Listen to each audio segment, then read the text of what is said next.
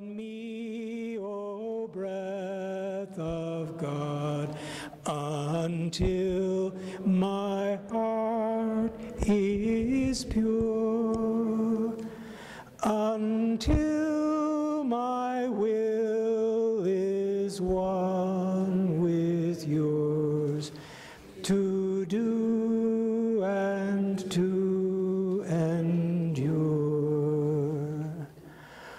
Oh, breathe on me, O breath of God, my will to yours. 20 years. And his topic tonight is the principle and foundation on knowing that God loves us. Father Richard. Thank you, Al. Thank you. And I don't think I'll use that since I'm connected here. Yeah, am I audible? Yes. Good, good.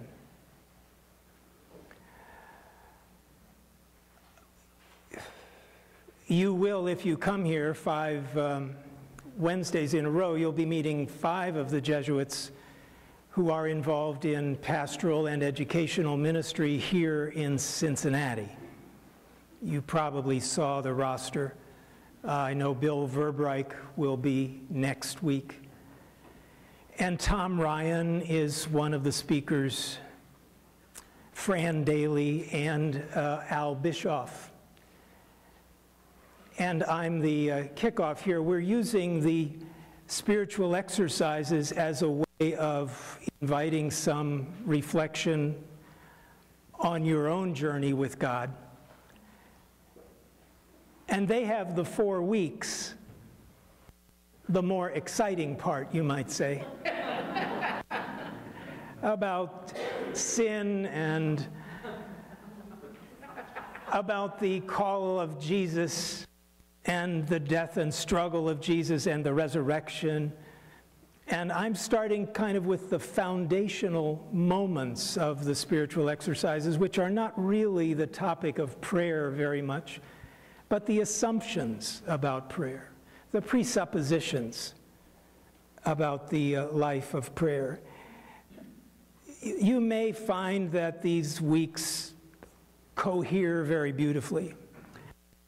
And there should be some uniform or at least consistent point of view, because we are 5 Jesuits and we have been formed this way. And there is something about the title of this whole series called The Ignatian Way. There is such a way. There is a way. It's a way of life. It's a way, I would say, of spirituality. It's a way of expecting and meeting God. It's, I think, different from the Franciscan way. It's different from the Dominican way. And one thing I've always liked about the Ignatian Way is that there's a good deal of room for individuality. How else could we have ever assembled the Society of Jesus without that sense that, you know, though we have this expectation of God in common, we expect also that God's going to be very different with each of us in our lives. Nonetheless, when you meet a Jesuit, especially if you meet a Jesuit who is in pastoral or parish ministry or retreat ministry, you make an appointment or you happen to meet at a cocktail party and you indicate that you're in some way interested in the way. You're likely to hear this question, well then, what are you looking for? What are you looking for? It's a familiar question if you know the New Testament, if you know the Bible at all. It's a question that gets asked by the teachers of their disciples. What are you looking for? And the reason we ask the question is not because we're expecting to fill in the blank. We ask the question because we are convinced that God is already doing something within each of you. There is something going on. And our hope in meeting with a person, whether it's on a retreat or in a pastoral conversation in a hospital room, our purpose is to assist someone to come to consciousness about what is going on in their relationship with God, making it conscious, helping it to rise up and be noticed. Oh, to notice it. So much can happen when you notice that you are in relationship. You know about this, and all of you, I'm sure, are here partly because of a kind of curiosity about God's way with you and God's way with us. And I want to start by reading for you 2 moments from the lives of very conscious people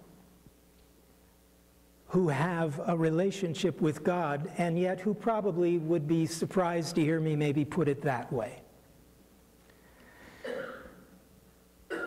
I want to read these sections because they come from a bookshelf that I have begun to value more and more. It's the top bookshelf in my study, and on that bookshelf I put memoirs.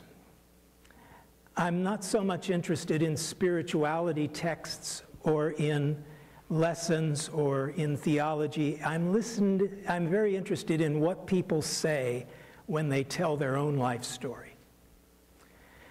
A very interesting memoir came my way from a fellow clergyman. He is a Lutheran, and the writer of this book is an Episcopal priest, a woman. Her name is Barbara Taylor.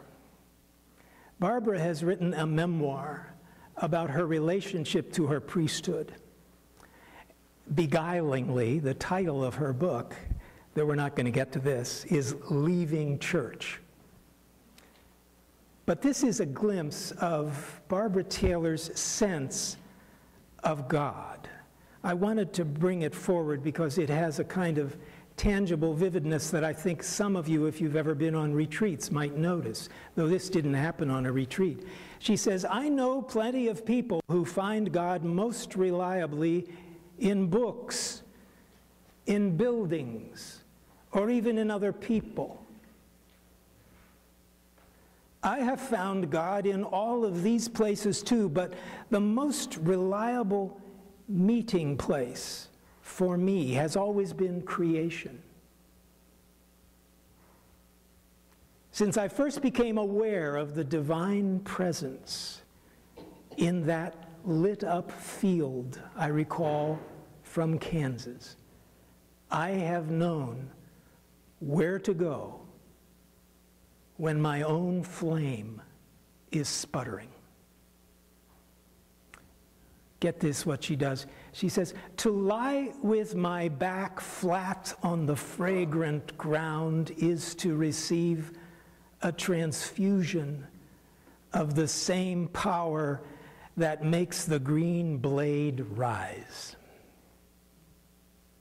To remember that dirt, and to dirt I shall return, is to be given my life back again, if only for one present moment at a time. Where other people see acreage, timber, soil, and river frontage, I see God's body, or at least as much of it as I am able to take in. In the only wisdom I have at my disposal, the Creator does not live apart from creation, but spans and suffuses it. When I take a breath, God's Holy Spirit enters me. When a cricket speaks to me, I talk back. Like everything else on earth, I am an embodied soul who leaps to life when I recognize my kin. If this makes me a pagan, then I am a grateful one. I know I am Irish. That may explain a lot.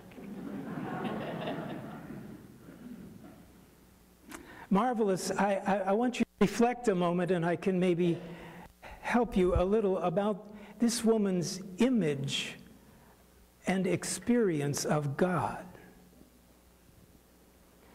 And clearly, I mean, does any of you, I mean, you've only read it once, you've only heard it once, do you have any sense of something that really kind of like took you self-presentation of what she just seemed to need to write, where I find God. And of course, creation is the dominant place. But you know, it's more than a place, isn't it? It's a body connection where she finds God. I mean, she starts out lying on her back against the earth.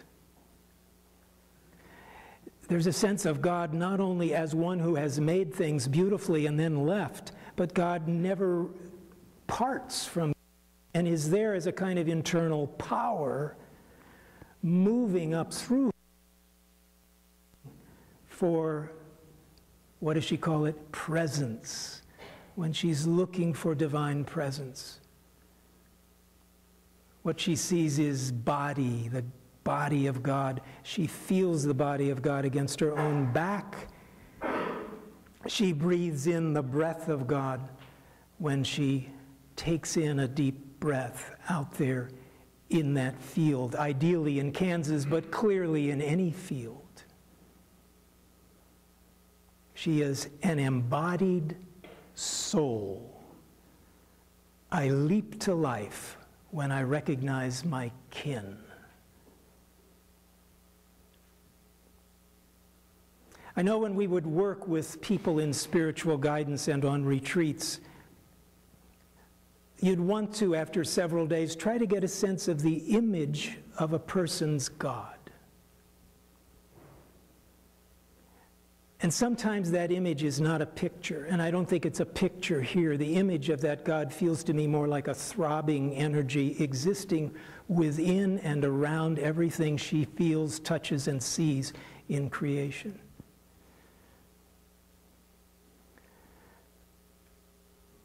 We also like to get a feel for a person's image of themselves. Would anyone say a word or two about Barbara, her self-image?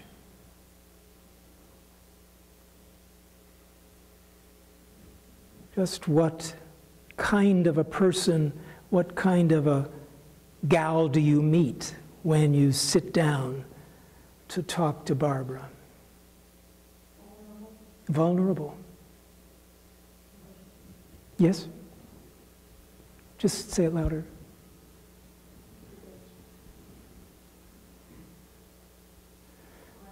Grounded. Nice. Yeah, very literally true. Grounded. A grounded woman who is also vulnerable. Yes. Very sensual. She finds God in everything, but her senses. Yes. I like, yeah. Yeah. She has a body and body language, and all of her senses are there. Yes. A very sensual woman. Yeah. Reminded me of my daughter. We took a walk through Sharon Woods the other day, and she was telling me about her beliefs, and she almost equated any living thing, trees, animals, with her own life. And so it's valuable, and I had a hard time getting around that because I was trying to tell her how much better human beings are because of different faculties they have and so on. That's another way of thinking, isn't it? Yes, that human beings are on a kind of scale of value or of quality. She's not with that, though. No. Nor is your daughter, apparently. And that's why maybe at the end she kind of says, you know, if you think I'm a pagan, well, so be it.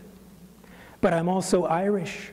And her very next paragraph goes into something of her visiting of the Irish turf and of that sense the Irish have. I was told when I was traveling some 20 years ago, and somebody looked at my itinerary and said, you're going to the two places on this planet which are genuinely spiritual. Ireland was one of them. The other one was India. And I found that to be palpably true. It's like, it's not the ideas, it's not the people, it's the place. Whoa.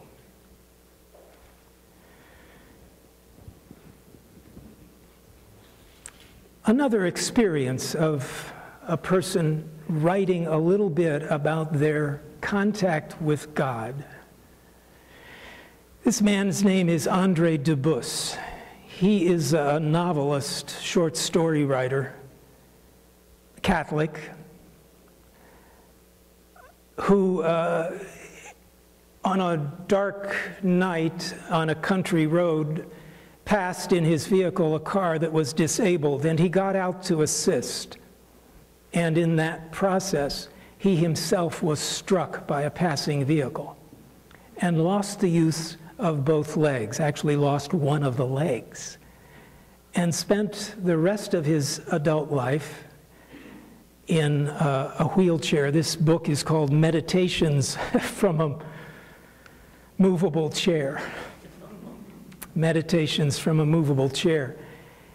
I won't go into the details of his life at all, but this is simply a piece that he writes called Love in the Morning.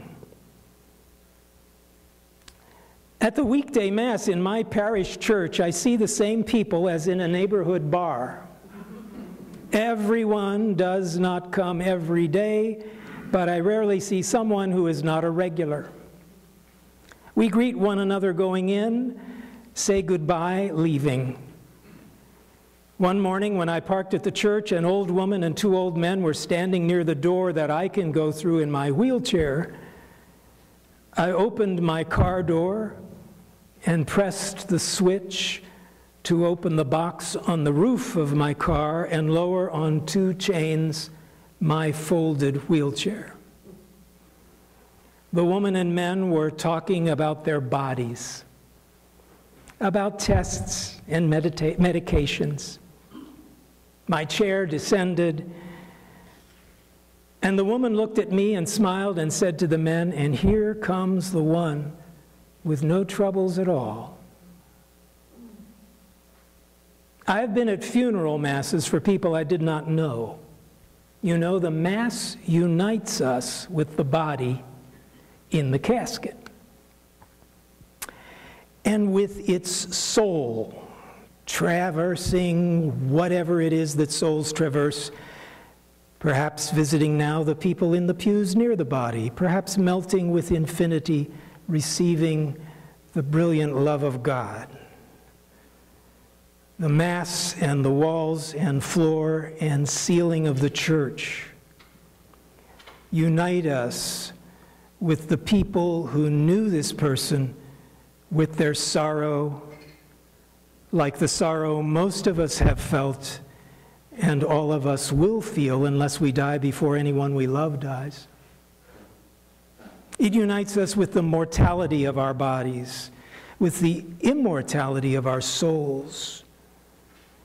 The Mass ends and everyone but me stands as the family and friends follow the body in the casket out of the church. Then we leave and tell each other goodbye. We do not say goodbye, we wave, we nod. Sometimes we say, "Have a good day." Earthly time is upon us again. We enter it and go to our cars.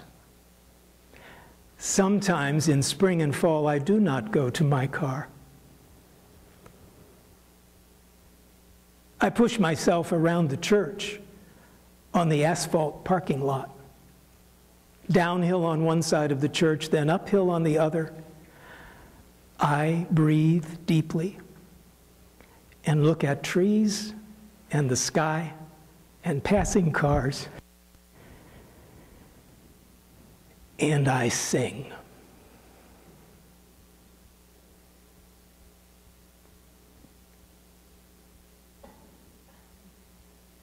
See, there's a man also in touch with something, in relationship with the presence, with the transcendent, and with what he is at pains to call several times love. It's like he lives in his body in a milieu of love. Where does that come from in a situation so difficult? Other parts of this book will talk about his divorce which occurred some years after that accident, about the way he cares for his 2 daughters. There is a good deal of struggle and physical pain in his life. But as you can see, one thing that features access to the love of God is the congregation in a given building without a lot of fanfare, you know, simply the recognition from human being to human being. That's where it is for him. Does he know about that consciousness? Of course, he wrote a book about it. Ignatius would love this man because he's so in tune with what he's experiencing from day to day. It's in his senses, as it was in Barbara Taylor's. It's also in his theological reflection on what's going on here, how I'm related to the dead body, how the dead body is related to the people who brought the body to church. It's a very rich heart, a very rich soul, and it isn't so much that he's got a lot of keen ideas, it's that he's got a lot of life in the midst of the struggle and in the midst of what he really lives.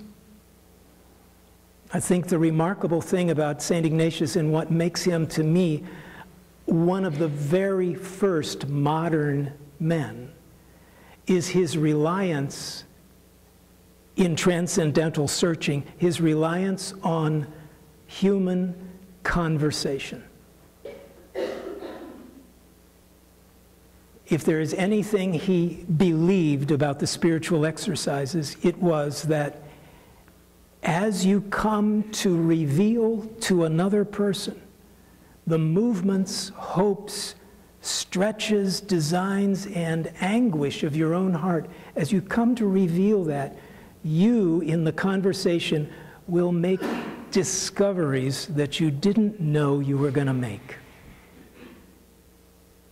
And any of you who have ever been on a retreat or have ever joined a faith-sharing group, it's always important that you listen to one another in faith sharing, but the main person you need to listen to is yourself. Because from that faith sharing you do with your friends and trusted confidants, what you say to yourself will be the surprise. That will be the surprise. I had the pleasure of meeting a woman who I know only tangentially, but who wanted to talk to me about a hope she had about bringing a Buddhist project to Cincinnati. The woman herself is a practicing Buddhist, and she was transparent and available to presence as we talked. And in exploring her life and a little bit of mine, saying, oh, I understand you're going to be going on sabbatical, leaving the parish for a while. She said, what are you going to do? I was stopped by the question because there was no way I could construe an answer for this perfectly transparent, neutral stranger. I said, I don't know. And I began to weep right there in Sugar and Spice.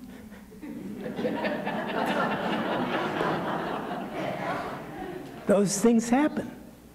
But I knew, as she did, and we stayed with this moment for a while, that the presence had kind of caught us up. I got onto this back in 1972 when I was introduced to the spiritual exercises in a genuine way. I had been a Jesuit at that time for 56. I don't know, something like 30, no, not that many. 20-some years. I entered in 56. I'm trying to do the math. I'm so bad. 66. I was almost 20 years a Jesuit.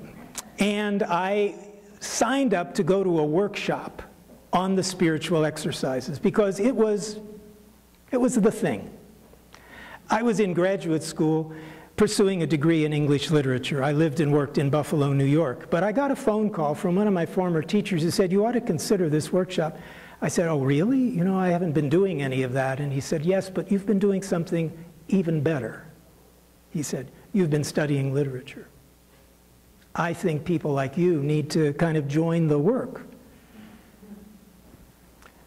Where is it? I said, Portland, Oregon. I thought, oh, that's interesting. You know? So I signed up for this. In, I don't know what month it was, June of 1972, I remember the year. It was to be a workshop on the understanding of the spiritual exercises and the giving of retreats. And I was very glad to think, well, maybe this will work out in some way. But I'm not a risk taker easily. When I got there, I suddenly realized, what have I done? I am with a group of, well, there were about 25 Jesuits. I didn't know a single one of them. They were come from all over the country.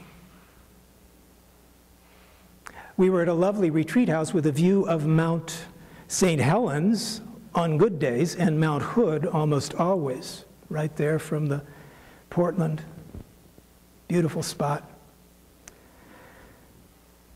So I do what I always do. I kind of like try to hunker down until things get started.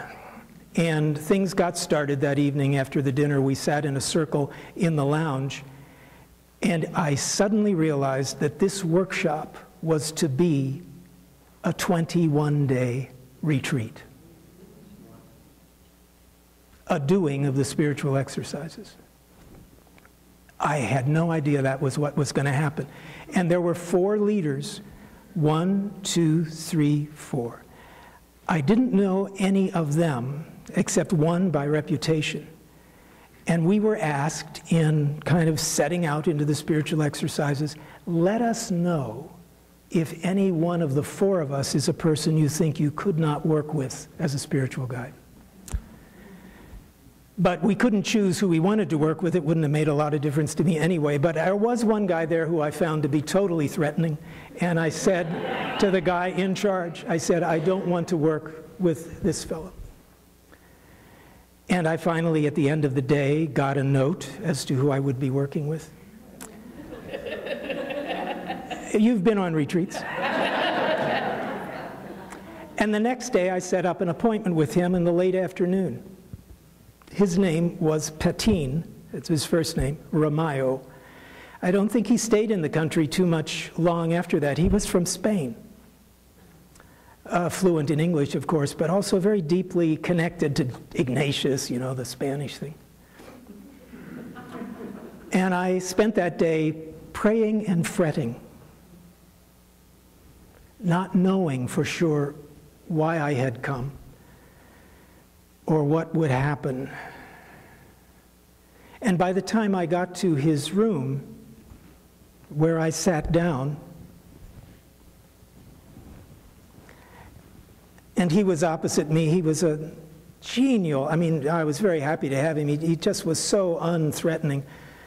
Very sympathetic man, a little bit rotund, and he leaned back, and I was at the edge of my seat explaining the prayer that I had done that day. And, you know, I'd go through this part and this part, endeavoring just to kind of get it out there and see what he'd say about it. And when I finished talking, he looked at me and said, "Are you often like this?"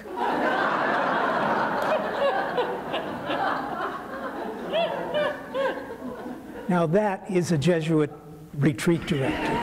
That is a Jesuit retreat director. You see what he did? He perceived me. He was hearing, listening to, and paying attention to what I was actually telling, though it was coming through my body and through my disposition and through my hesitance. The next thing he said to me changed my life. He said, "Have you suffered?" Well, I was at the time, you know, still under 40. And it was as if my life fell open. And I spoke to him about some of the 1 or 2 major things that I didn't know even lay there. One of them had to do with my celibacy and sexuality. One of them had to do with my growing up and my relationship to my parents. Things you carry, things that he immediately said, I am interested in this. If I'm interested in it, God's interested in it. And so I discovered that I was with a director on a retreat for reasons that were far more important than anything I construed back in Buffalo, well beyond the desire to kind of like get with it and, you know, enjoy the benefits of a good workshop or the possibility of 3 or 4 weeks outside of the Midwest.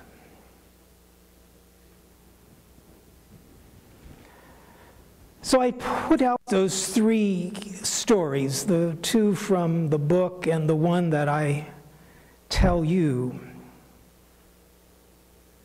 because I am trusting for each of you that you have arrived here out of some kind of curiosity which you are as yet unacquainted with. You know, maybe it's just starting to niggle a little bit that there's a journey you're on, and you saw these 5 talks, and you thought, well, that would be nice because I know a lot of the people who will be there, or I like the Milford setting, or I like the Jesuits, and there's all kinds of reasons up here. But then as you enter into the time, and as you're willing to notice, just become conscious a little bit of where you are with God, to just wonder about that.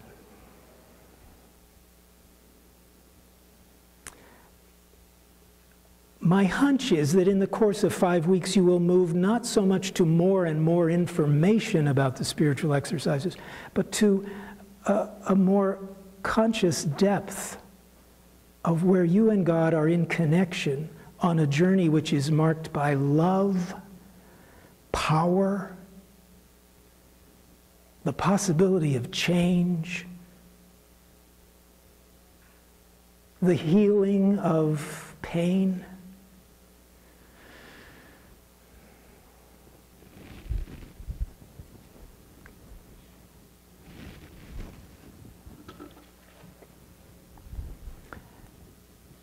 This is a little unfair. It's a brief exercise in which I'm going to ask you to write a sentence that expresses your God as it is now as you sit in this room.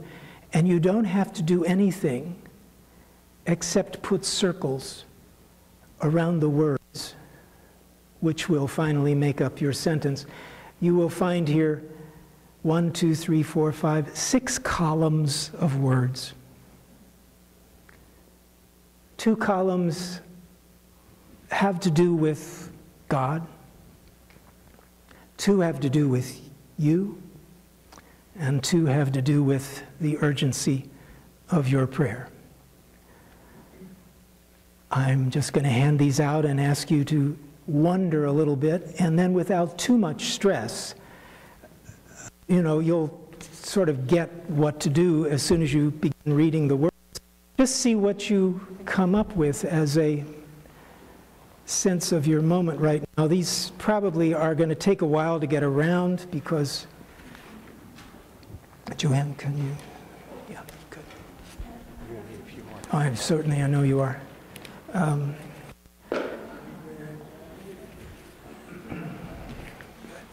There are too many in some rows and not enough in others. Can you, at the edges, begin passing them back?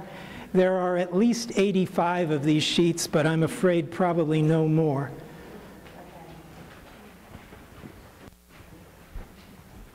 We're lacking 2? 3. Are there 3 extras over here?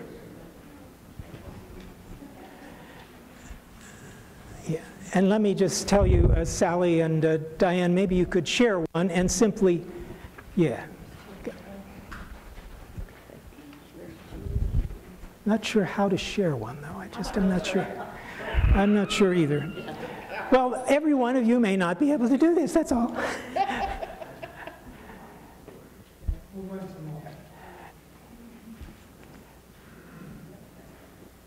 Steve went out to perhaps run a few off yet. Some people may have more than one on your lap. That's good. Thank you, Bob. But like I say, you know, hey, if one of those columns just doesn't have any word that works for you, write in your own at the bottom, but only one word. This is not an exercise in lots of writing. It's just a simple sentence that you will end up with.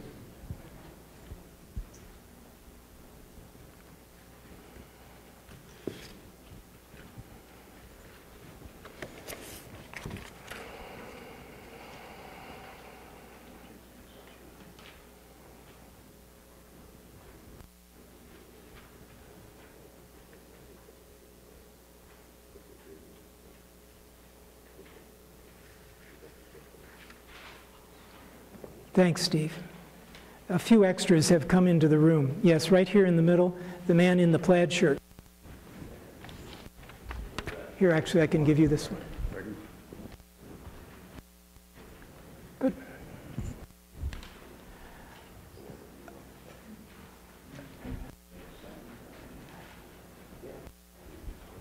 Just circle a word there and there, and there, and there, and there, and there. And you will end up with a sentence, a prayer. The sentence is a prayer, yeah. Okay. Some of you may be willing enough to even read yours so that it will become clear.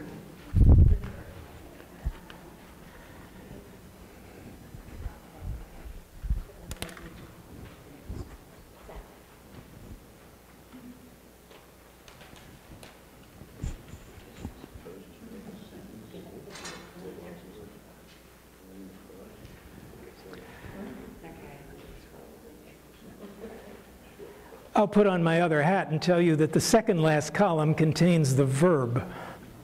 So that's pretty key for the sentence. Contains the verb. No. Second last column. I mean, I'm all right. Yeah.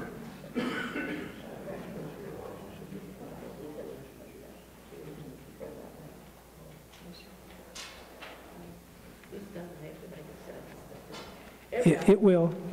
It does. If you circle a word in each column, it will make a sentence.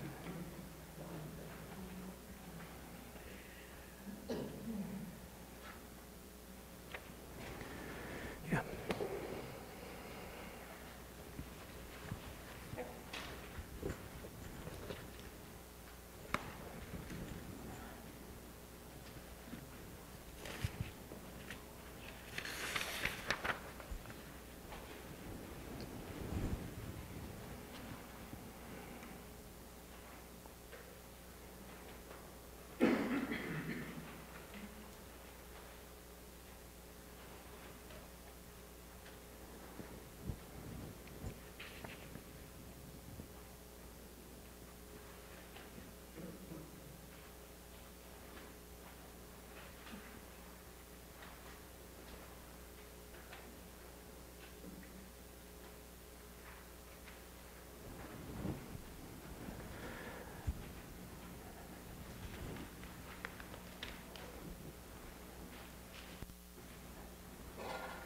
So in a minute and a half, you'll be finished, and I just would wonder if anybody in a minute and a half, when you've all finished this, be willing to offer a,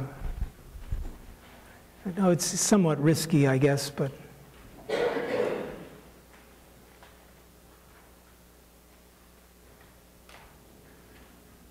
be especially interested if anybody would be willing, just kind of at the left-hand side of the page, to share the image of God, very crudely, which is put down there in the two words you've chosen.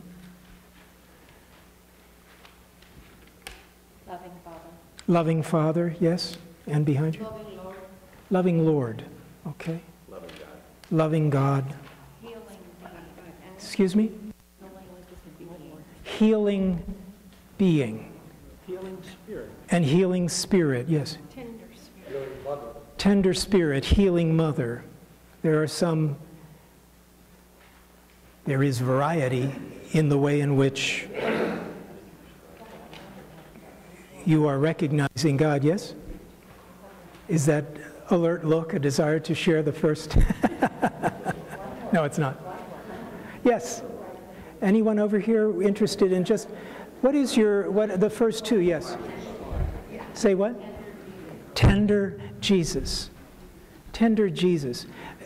Jesus appearing now as an aspect of the image of God, as well as Mother, Spirit, Being. Anne, what? Tender Spirit. Yes, Ginny. Intimate love. Yeah. Understanding Father. Good. Understanding Father. See, different ways in which Father is kind of featured here as understanding, holy, loving, eternal God, unknown Spirit. Is that what I heard? You see, we can't grade these, like one is more accurate than the other, or one is more profound than the other, but they are different, are they not? Unknown God is different from eternal God. Unknown Spirit, tender. Anyone want to offer a self-image in the middle columns there? Your seeking creature. Seeking power. Seeking what? Power. Seeking servant. Seeking servant. Okay. Give me that word again. I didn't get it. Yours. Follower. Follower. Got it. Disciple. Yes, follower. Got it. Yeah. Hurting child. Okay, hurting child. Thank you for putting that out there. I mean, there would be elements, I suppose, where the middle words, your own self-image as it becomes available to you as you come on a retreat, you enter into spiritual direction, you look for some light in prayer, and you gradually discover what it's like to be you.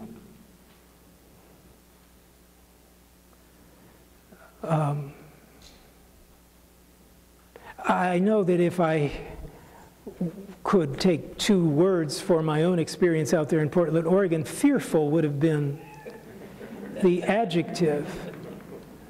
You're fearful. I think follower would have been all right for me, though. I think I went there in the spirit of discipleship, but certainly with fear and often enough resistance.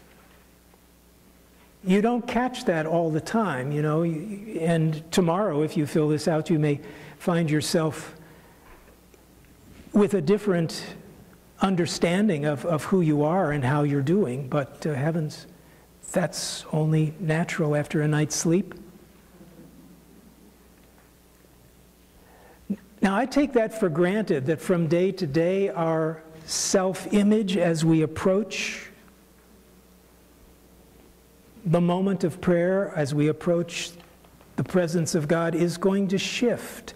The words we have for God will probably grow or change. They may not, I would say, of all the things that are on this page, that may be the place, at least in my experience, that is the more stable. Certainly my own self-image and how I'm drawn, what I'm looking for, shifts. And the last two, the verbs.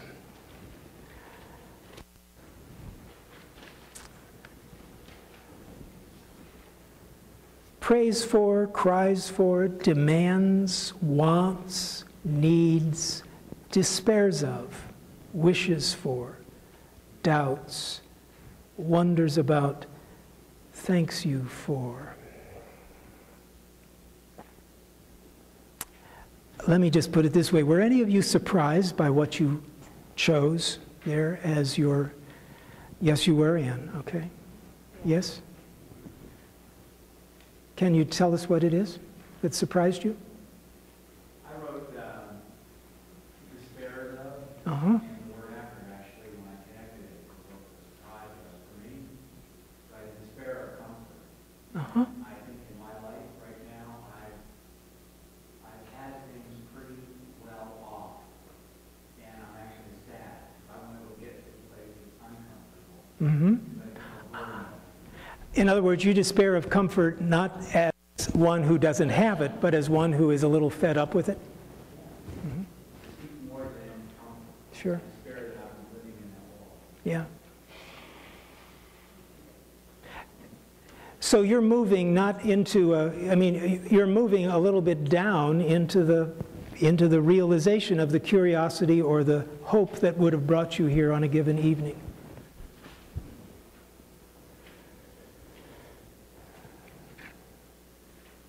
I brought this exercise to a group of, a smaller group, and a somewhat younger group of people in the parish on a retreat. And we went around and everyone read their sentence. And toward the end, one man, I suppose in his mid-40s,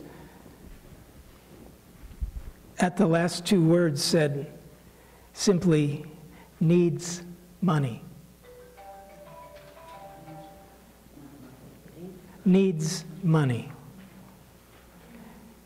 And that just, that was as if, in this isolated retreat house room, it was as if the walls opened up and a problem, an experience of deep concern and struggle was laid at our feet. That we had with us a guy who was jobless and who was in deep distress about what would be next, and who was willing to take that, to the God that he was wanting to know. This is what I need. I need money.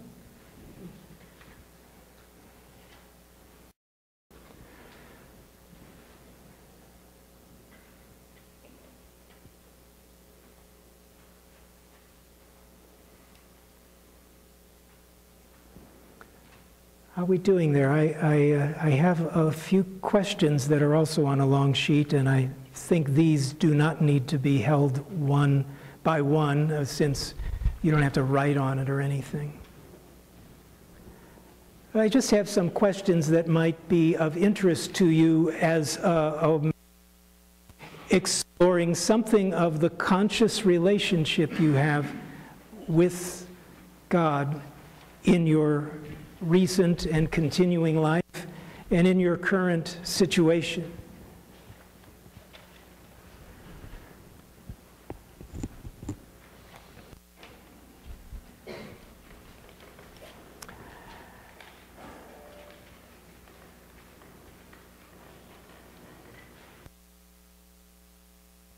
I'm going to put this off a minute and just say one other thing about your arrival here tonight.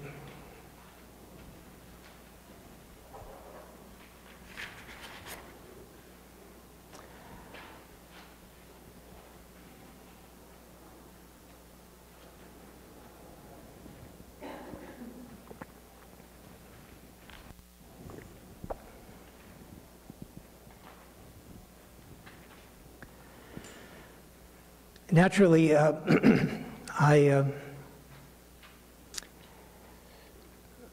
I've listened to stories from people through the years, not so much lately. I used to do retreat work more.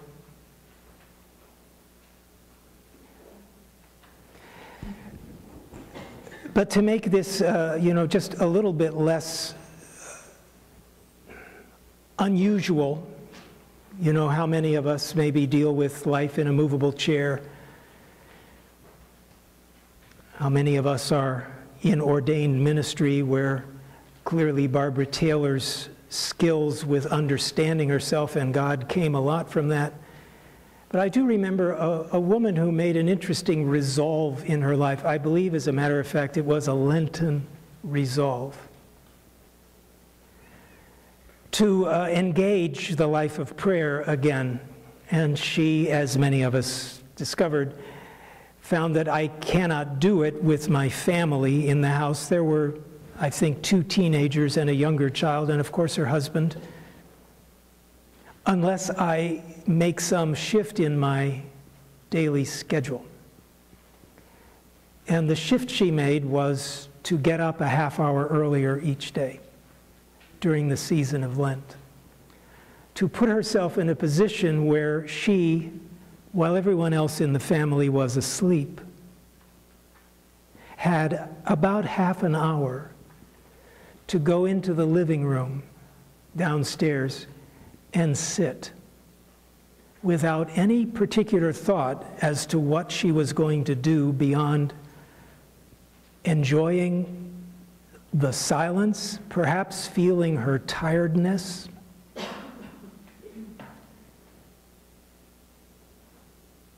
Perhaps looking around the room. She didn't turn the lights on. That was one of the little deals she made with herself, because she thought, if I turn the lights on, I'm going to want to clean up something.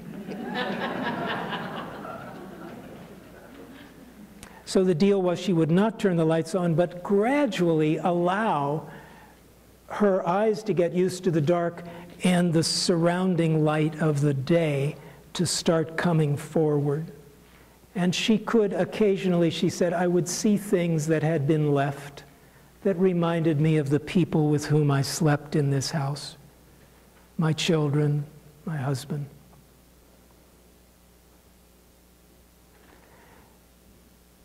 And she was so moved the first time she could tell me about this prayer. And you say, well, is this prayer? Well, it certainly was for her. It was this silent attention to her life, a kind of saying yes to it. She said, on one day this week, while I was sitting there, it was as clear as if I had heard a door open and shut. Jesus sat there with me in the room, you see. It's a very illuminating story to me, because you can't make Jesus do that. The only thing we can do is set up a few parameters within which we might become more presently motivated people ourselves, more aware of the sacred, more hoping for what we want. But clearly what she was looking for was some kind of presence. And then it was given. Ignatius makes the point clear to anyone who would endeavor to lead somebody on a retreat that they should never try to fill in the blanks, but let God do it. This was a good example of a time where God did it. And once you start paying attention to even one such moment in your own life, you will notice more and more that God is active, God is prompting, available. I have another memoir here in which the writer is a man with bipolar disease, but a fairly capable fellow. He actually lives in Cincinnati, and his book is a fine book, one of the best about the topic, and it's narrative. And he spoke about one afternoon. He has a wife and several children, and he works in a, I don't know how to put it, in a sound studio. You know, he works in media. And it's something he can do and be focused on and get done and come home. One day he said he came home in that particular state. He said, we all do it, where our depression is just so strong, there is nothing we can say about it except, don't bug me. Which is what he did. He entered the house and announced, I will not be available. Just forget about it. Went upstairs into his bedroom, and he said, I crawled under the covers and lay there until Lisa, his wife, opened the door, looked in on him, and then closed the door and withdrew. I like the way he himself, if I can let it open here.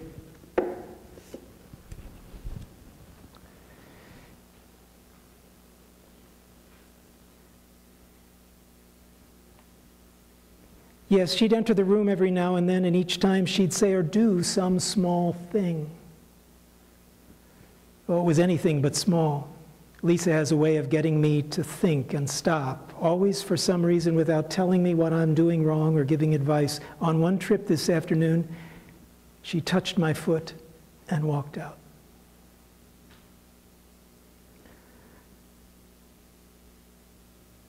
The next time she brought a soda and put it on the table next to the bed and left. At about an hour into my little sleepless nap, there was Lisa coming in and opening the window wide. When she threw the window open, I could hear the outside world. Me lying there with the covers over my head and not being able to see, all I had were the sounds. Cars in the street, birds, the blinds now hitting the window casing as the breeze blew them in and out. One sound I did not hear was happiness. I never heard any happiness when I was under the covers. But then, just before she left the room, Lisa's hand came to rest on my leg, and she said in a soft, warm voice, "You know, I could listen to her laugh all day." At that moment, I heard our little Olivia on the swing set outside the window, laughing and laughing. An incredible girl, sent by God, without a doubt.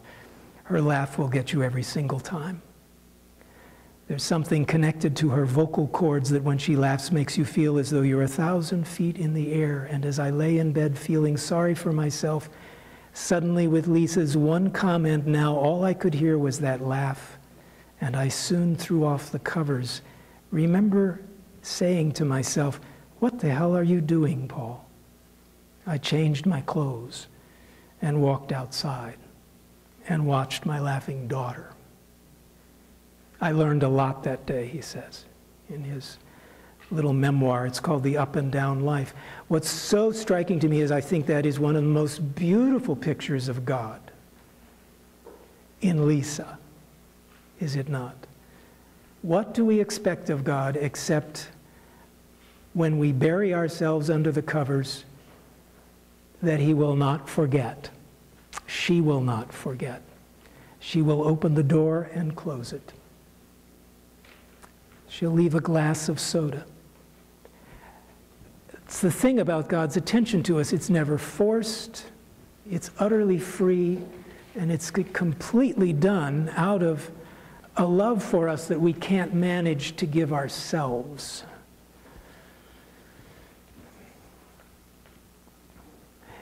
These are the assumptions about prayer and about human relationship and about growth in the Spirit that Ignatius learned from his own life.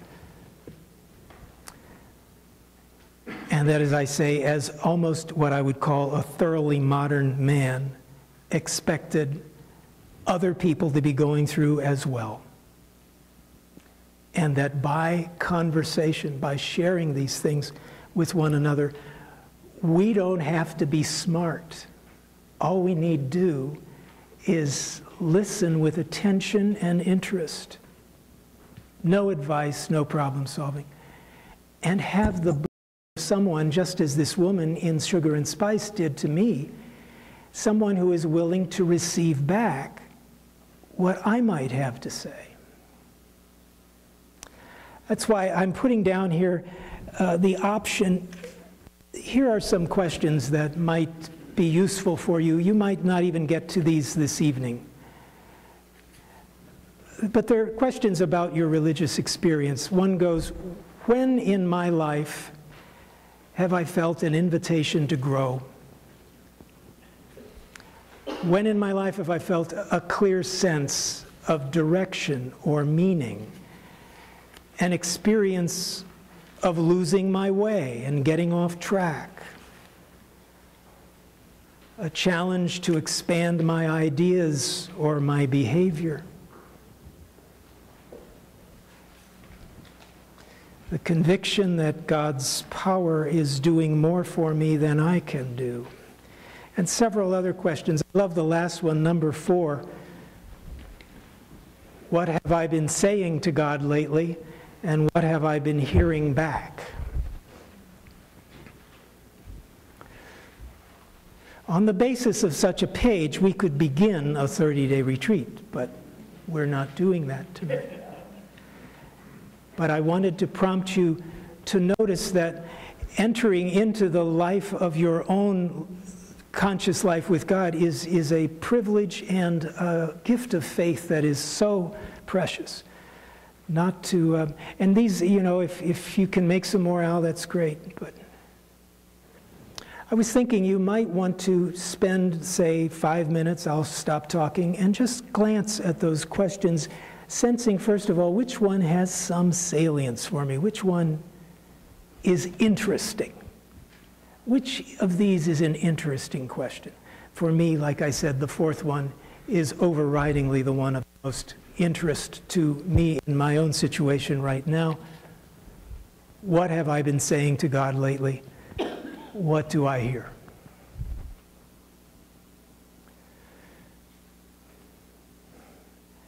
Some of you have brought notebooks. There may be something you want to copy down.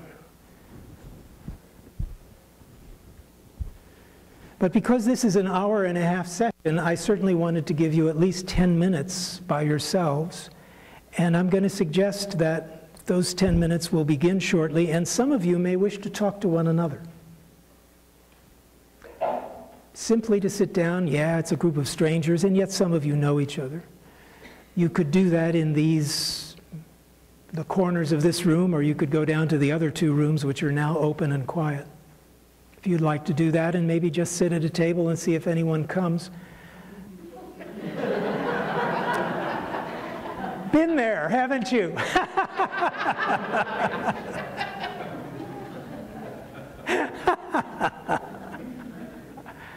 Is that all right? You know? I've sort of been stirring up the ground and laying it out a little bit, but I think either with yourself or with one another, let's just come back here then at 8:20. And then we can conclude in the room here. Yeah, sound good? And if you don't want to move, stay where you are, and someone, like I say, might want to sit down and join you. Okay? Very good. O breath of God, fill me with life anew, that I may love the things you love and do what you would do. This little hymn is on the other side of your sentence. See if you still have it. And let it be a kind of collecting prayer again. Oh, breathe on me, O breath of God, until my heart is pure, until my will is one with yours, to do and to endure. Oh, breathe on me, O breath of God, my will to yours incline, until this selfish part of me glows with your fire divine. Oh, breathe on me, O breath of God, so shall I never die, but live with you the perfect life of your eternity.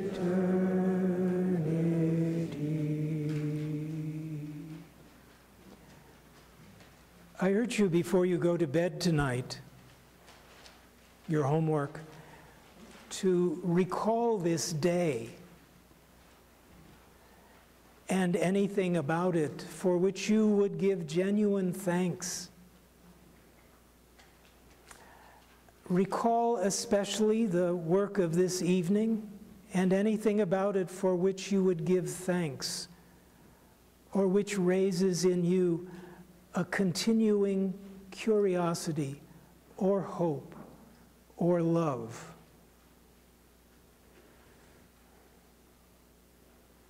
Especially the drive out here, picking up some friends, maybe coming alone.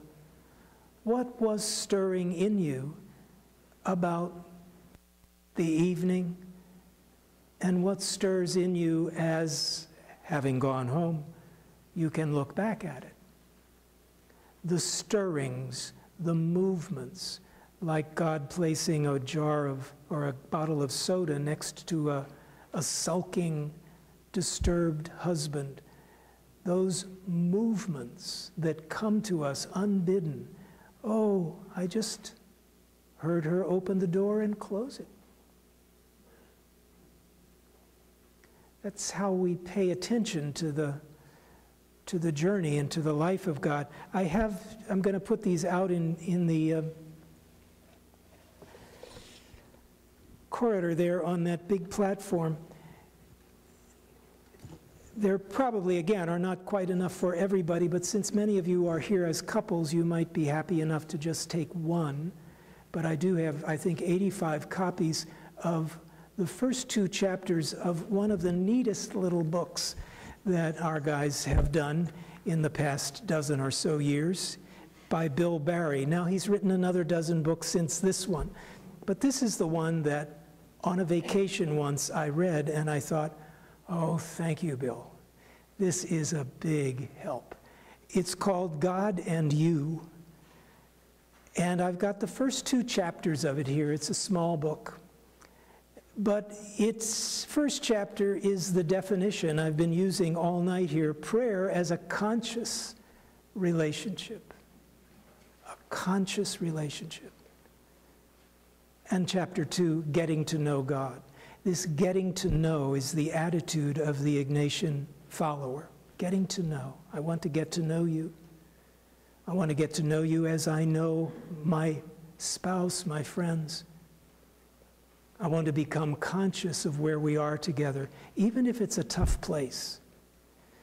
I have a lot of respect for people that I have sat in front of whose place with God was difficult. And what can you do? You know, it's the big guy there. You can't change that. You can only witness time after time to the changes that are actually being given to a fellow believer by God Himself. And then on this page, the only one that's not white, is something called the Ignatian Way. I boiled it down. No, so did Ignatius. He has 23 little paragraphs that begin the spiritual exercises. Some of them are collected here in one way or another. I have 7 little paragraphs. Beginning with this one, being interested in prayer or even curious about it is itself an invitation toward relationship with God.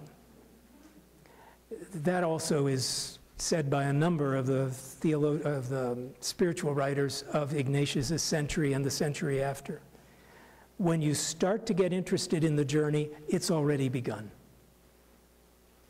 The Ignatian way of spirituality offers help to make that relationship more conscious, and so on down the line. It has to do with the assumptions Ignatius makes and the attitudes that we can bring to it.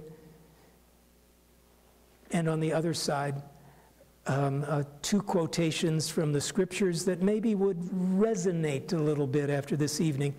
This one, "O God, you search me and you know me. You know when I sit and when I rise up. You discern my thoughts from far away.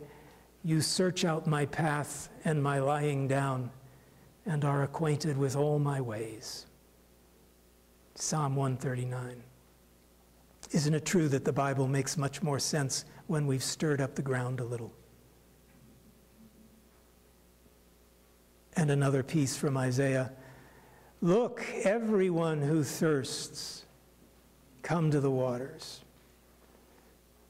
And you that have no money, come, buy and eat. Come, buy wine and milk without money and without price. These are the conditions in which we live, we believers. They are the conditions, I think, that Ignatius would describe with the word consolation. This is what it is to be consoled in our faith. Oh God, you know me, you know when I sit and when I rise up, and come, even without money. Come to the waters if you're thirsty. It's our birthright.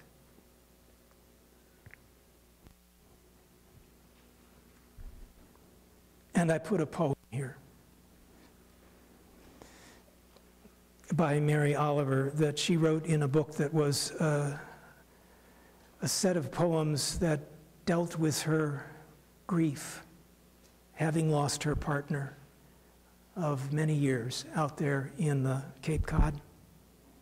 This is the closing. I find this one hard to read. It's her closing poem of that book. It's called Thirst. Here's a woman of courage.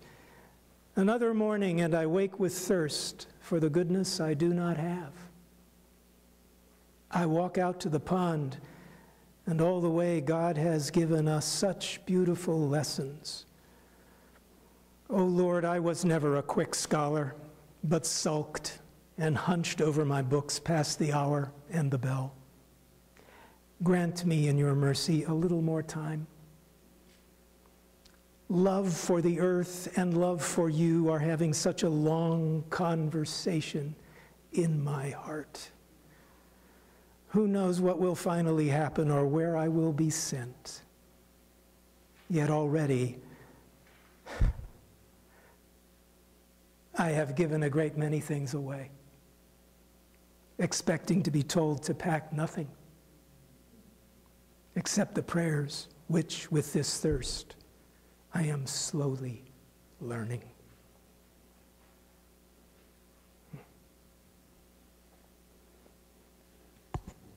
Thank you for the grace you are to one another and to the place this evening. I wish you well in the interval. And, you know, you can make this a retreat because next week you'll be back together with some fresh input and you'll all be different. Thanks. I'll set these out.